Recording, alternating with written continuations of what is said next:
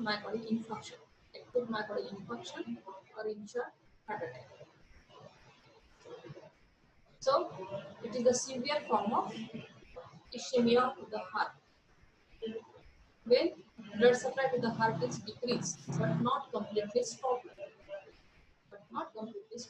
just decreased, then it causes ischemia. But if the blood supply to any part of the heart is completely stopped, there is complete occlusion of the blood vessel, then there occurs complete necrosis of the tissue, and it is the irreversible damage that is called as myocardial infarction, in short, heart attack. If there is permanent or irreversible damage to any part of the heart, your heart will become weak.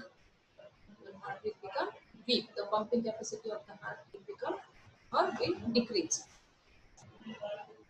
So, myocardial infarction is nothing but it is the myocardial damage due to decreased blood supply to the heart as a result of occlusion of coronary artery, either due to atherosclerosis or by embolus or thrombus. But this damage is irreversible and there is complete necrosis of the myocardium. So this is the blood supply of heart, right coronary artery, supplying mainly the right ventricle, inferior wall, and the posterior wall. These are the branches from aorta.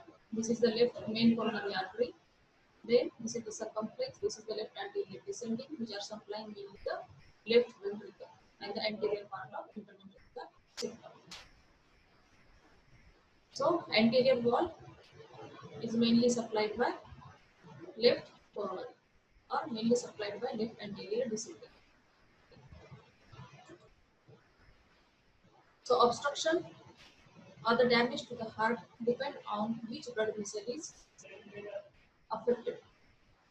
So depending on which area get damaged, depending on which branch or which blood vessel is completely occluded.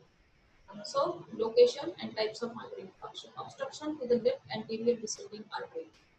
It results in anterior wall or septal wall MI. As we see, left anterior descending artery mainly supplying anterior wall of the left ventricle. So if this artery is occluded completely, the damage will occur to the anterior wall of the left ventricle and to the interventricular septum. So this is the block movement in a branch of left coronary, LAD, and circumflex. These are the two main branches of left coronary. So this is called anterior wall infarct or infarct in the anterior wall. That means there is obstruction in left anterior descending artery.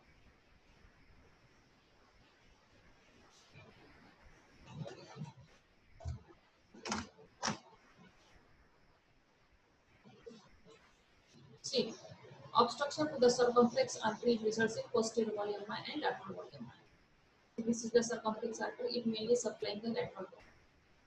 The circumflex is mainly supplying lateral wall and some part of posterior wall. So obstruction to the circumflex artery, it results in posterior wall MI and lateral wall MI. This is right coronary arising from the root of aorta. This branch to sinus node from right coronary. This branch to AV node from right coronary. This is the posterior descending artery, marginal artery, mainly supplying the right ventricle, inferior wall, and posterior wall. So these are the branches of right coronary. These are the branches of right coronary. Then this is the main left coronary artery, having two main branches. One is circumflex, supplying the lateral part of the left ventricle and some part of posterior wall. Then left anterior descending, mainly supplying the anterior wall of the left ventricle and some part of interventricular septum. So these are the branches of right coronary and left coronary. Branch to sinus node and branch to AV node mainly coming from right coronary. So obstruction to circumflex results in posterior wall MI and lateral wall MI. Means damage occur to posterior wall and damage occur to lateral wall. That means there is necrosis of the lateral wall and necrosis of the posterior wall. Now obstruction to right coronary mainly results in inferior wall MI and the posterior wall of the right ventricle. So it mainly damaging your right ventricle. So the risk factors are same as we discussed in angina. Risk factor in ischemic heart disease, that means risk factor for angina and risk factor for myocardial infarction.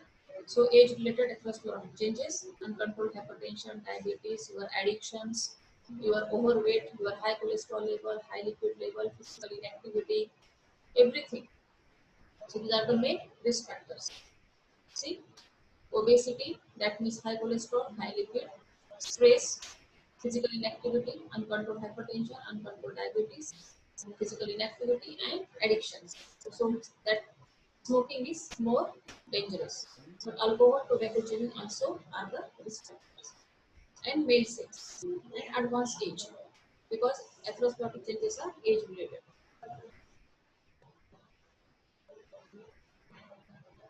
So these are called modifiable risk factors, and these are non-modifiable because changes occurring as your age advances. These are non-modifiable changes, means we cannot modify the change. Male sex is a non-modifiable, and these are the modifiable, means we can modify, we can prevent the occurrence of these risk factors. Now the clinical presentation of myocardial infarction. Again, the clinical presentation, no doubt, patient presented with chest pain. But now, here, the severity of chest pain is more and more severe as compared to chest pain of angina. The chest pain in myocardial infarction is very, very severe as compared to the chest pain in angina. So, patient is always having a fear of death in mind. Chest pain myocardial infarction is so severe that patient is always having a fear of death in mind. So location, the description of chest pain or chest pain of myocardial infarction or chest pain of ischemic crisis is very typical. As we discussed, it is located left side or retrosternal, where it is referred to left upper limb, jaw and back, associated with sweating and breathlessness. The character is patient feeling chest tightness or pressure or just aching or sometimes just heartburn. Sometimes just heartburn. Then the duration is more than 10 to 20 minutes, lasting for more than 10 to 20 minutes. Relieving factor, there is some relief with nitrates, that is tablets arbitrate many times, sublingually given. Associated symptoms like sweating, breathlessness, syncope, apprehension, fear of death, etc. Sometimes associated with nausea, vomiting also. So this is the presentation of patient and the typical chest pain of myocardial infarction. Now, investigations, again same. Whenever patient come to you with history of chest pain, having some risk factors, or age more than 40, or your observation or your suspicion, if you suspect that it might be or it can be because of ischemia of the heart, your first duty is to do ECG of the patient. So the most important investigation or your immediate duty whenever patient come to you with history of chest pain, your first duty is to advise the patient to do electrocardiogram, ECG, the basic investigation in ischemic heart disease. From ECG, you can diagnose ischemia of the heart, you can diagnose myocardial infarction. So, the basic investigation in ischemic heart disease, either it is angina, either it is myocardial infarction. Your basic investigation is electrocardiogram, ECG. So, investigations are same as we discussed in angina. ECG is most diagnostic. In angina, we see there is ST segment depression and tibial inversion. See, this is your normal complex E wave, QRS, ST segment, and T wave. So P, Q, R, S, T. This is your normal ECG complex. This is atrial contraction, which give rise to P wave. This is ventricular contraction, which give rise to QRS complex. And this ST and T, it suggests your ventricular repolarization. This is ventricular depolarization and this is ventricular repolarization. Yes and T. So this is your normal ECG. What happens in myocardial infarction is S and T, means initiation of S and the end of T wave. Initiation of S wave, end of T wave. This part is called ST segment. This ST segment is depressed in case of angina And in case of microinfarction, it is elevated like this. The ST segment get elevated. It elevation from the baseline. So this is your baseline.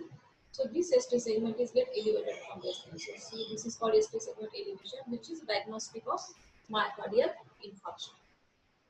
It is diagnostic of myocardial infarction. ST segment elevation. C. ST segment elevation. ST segment elevation. And then after some time, ST segment go down and T will get inverted. ST segment go down and T will get inverted. Then when necrosis is complete, there is complete necrosis. There occurs a deep tubule. There occurs deep tubule. In normal ECG, tubule is very small. But if there is complete necrosis of the myocardium, it results in deep tubule. This presence of tubule suggests that there is old myocardial infarction or infarction is completed, necrosis is completed. That means the damage now become irreversible. That means damage is now become irreversible. So presence of deep tubules. That means it is completed necrosis or completed myocardial infarction. Damage is now irreversible. So this is the ECG in myocardial infarction. This ST segment is depressed and T is inverted in case of angina or in case of just ischemia. So ECG is most diagnostic. Then 2D echo. On 2D echo, you can see the movement of all the walls of the heart. So the wall which get damaged, either anterior wall, posterior wall, inferior wall, lateral wall, which get damaged in myocardial infarction. So there will be less mobility of that wall. There will be less mobility of that wall, which is called as hypokinesia or akinesia of the wall, and which can be visualized on 2D echocardiogram. So how to diagnose from 2D echo? The wall which get damaged having less motion. The wall which get damaged having less motion or less mobility, called as hypokinesia or akinesia of that wall. So there can be hypokinesia or akinesia of anterior wall, either inferior wall, lateral wall, depending on the damage to which wall. So 2D echo is also diagnostic. ECG is most diagnostic. Then cardiac enzymes very important in myocardial infarction. So your next duty is to send enzyme tables. Whenever there is damage to myocardium, the enzyme level get increased. So which are the heart specific enzymes, or also called as cardiac biomarkers? Heart specific enzyme or cardiac biomarkers. So these are the main enzyme is CPKMB, as we discussed in angina also. Creatinine phosphokinase MB is the isoenzyme, which is specific to heart. Creatinine phosphokinase is present in all muscles of the body, but the CPKMB is specific to heart. So elevated or elevation of CPKMB, creatinine phosphokinase MB, this level start increasing after 2 to 4 hours. Its peak is at 6 hours and then it start declining. So CPKMB is the most important investigation. And another, then next is cardiac troponins. After CPKMB, cardiac troponins, troponin I, troponin T. So these are the two main enzymes, CPKMB, troponin I, troponin T. The other enzymes which are less useful, which are also elevated but less useful, is AST, then LDH, lactate dehydrogenase, myoglobin. These are the enzyme markers. These are the investigations. ECG, echo, cardiac enzymes, and pulmonary angiography. It is the invasive investigation to visualize which blood vessel is affected, which blood vessel is not. That is pulmonary angiography. ECG, echo, enzyme angiography. The enzyme or cardiac biomarkers important is PKMB and troponin T and troponin I. Others include AST, LDH, and myoglobin.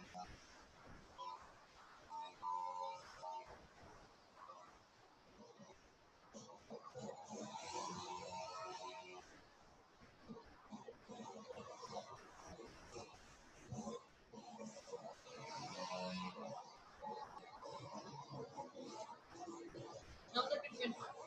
So usually myocardial infarction is diagnosed from ECG only.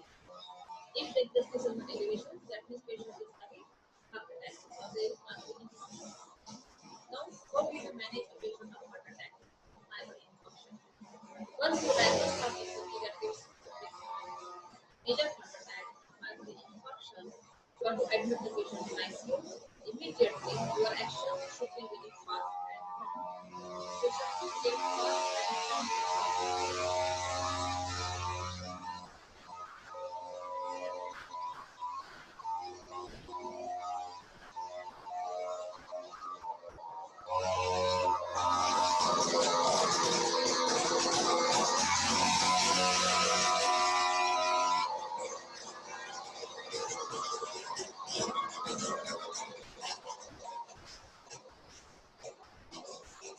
You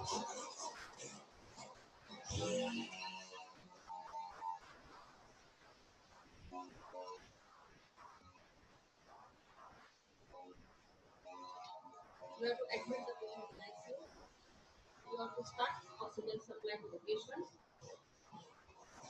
Then these are the main drugs. This is the main pharmacological treatment. How you manage patient of my body. So see, the main is the basic pathology, which is causing myocardial infarction. Heart attack is thrombotic occlusion of coronary artery. The basic pathology is thrombotic occlusion of coronary artery. So your aim is to resolve that thrombus. To resolve that thrombus, to prevent the progression of thrombus, and to open up that blood vessel and to start the blood supply to that part of the heart. Your basic aim is to do dissolve or to dissolve the thrombus, to start the blood supply to the heart and to prevent repeat thrombus formation. That is your main aim. So the drugs mainly include thrombolytic agents. Thrombolytic agent means which dissolve thrombus, anticoagulant which prevent thrombus to occur again, antiplatelet again to prevent thrombus formation, antihypertensive drug to control hypertension, lipid lowering to control cholesterol and lipid, vasodilators to improve the blood supply to the heart, and then others include analgesic, anti-ulcer, and antidepressant. That is the pharmacological management of myocardial infarction. We see one by one. On arrival to the hospital, you have to admit the patient to ICU, you have to start oxygen. You can use some sedative drug or anxiolytic drugs to relieve the patient's anxiety, the patient's fear. The most commonly used drug is morphine as a sedative to relieve patient's anxiety and fear. Then, your first duty is to give loading dose. Loading dose means high dose of aspirin, 325 milligram. Clopidogrel, again an antiplatelet drug. This aspirin is used as an antiplatelet drug. Clopidogrel used as an antiplatelet drug means to prevent platelet plug formation. Antiplatelet drugs means which prevent formation of platelet plug. So aspirin and clopidogrel, these are the two main antiplatelet drugs which prevent platelet plug formation. Aspirin's dose is 325 milligram. Clopidogrel dose is 300 milligram. Atorvastatin is lipid lowering drug which is given in the dose of 80 milligram. So patient is admitted to ICU, start oxygen, do some sedative like morphine. Then, if necessary, morphine is not compulsory, it is decided by doctor. Then loading dose of aspirin, clopidogrel and atorvastatin. You have to give 325 aspirin, 300 clopidogrel and 80 atorvastatin. Now you have to start thrombolytic therapy. Now you have to start thrombolytic therapy. So which are these thrombolytic drugs? Are also they are called as fibrinolytic drugs. They are also called fibrinolytic drugs which cause thrombus to dissolve. These drugs are mainly streptokinase. The most commonly used drug is streptokinase, urokinase, streptokinase. Then others are tissue plasminogen activators, tissue plasminogen activators like reticlase, tenecteplase, etc. So this is medical management.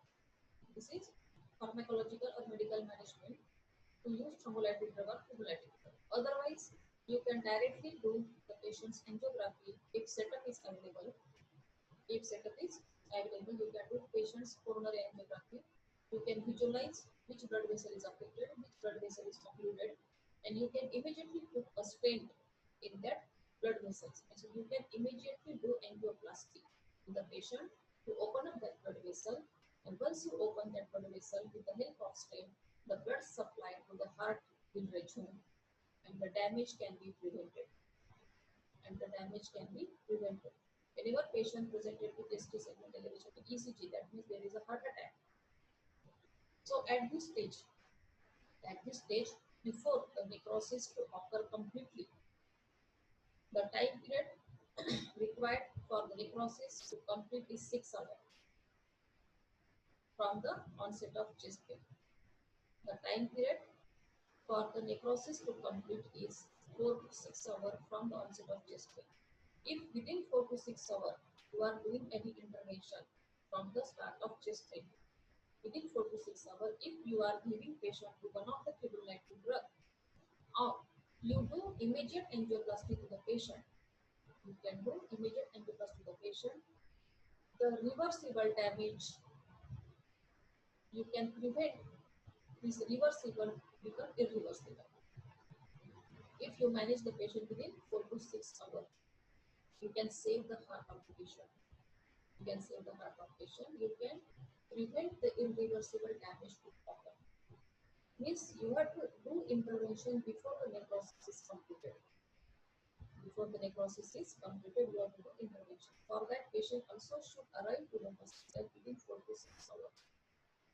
So you have two options: to remove the thrombus and to start the blood supply to that part. You have two options: either medical management. If setup is not available, you have to do medical management with the help of thrombolytic drug or fibrinolytic drug like streptokinase and reticulase cleaning. If cath lab facility is available or setup is available, you can do directly angioplasty. That means putting the stent in blood vessel. So your main aim is thrombolytic therapy, either with the help of pharmacological management or with the help of QTC. Next step is anticoagulants to prevent further thrombus formation, mainly heparin is used or low molecular weight heparin is used. Another important drug, antiplatelet drugs like aspirin and clopidogrel. Then atorvastatin to decrease cholesterol and lipids.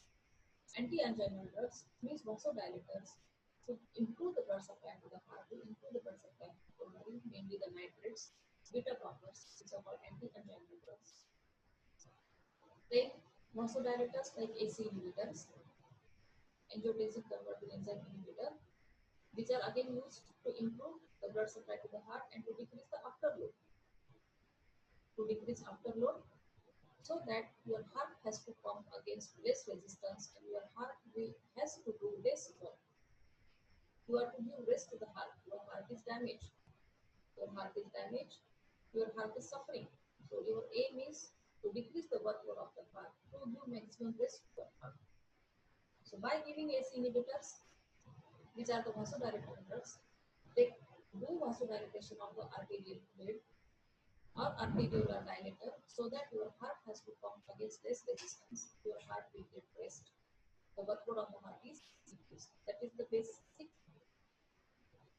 aim behind starting these AC inhibitors. Laxatives means stool softeners so that patient should not strain at defecation. Trimethoprim, bufarac, these are the laxatives or stool softeners. So patients should not strain during defecation, that will increase the pressure on your heart. Straining and defecation, the MI patient will increase pressure on heart. So laxatives, again important, sedatives to relieve stress. Patient should have good sleep to relieve the anxiety. So this is the management in a patient of myocardial infarction. So this is all about ischemic heart disease, angina, and myocardial infarction. So this completed our topic on ischemic heart disease. Ischemic heart disease.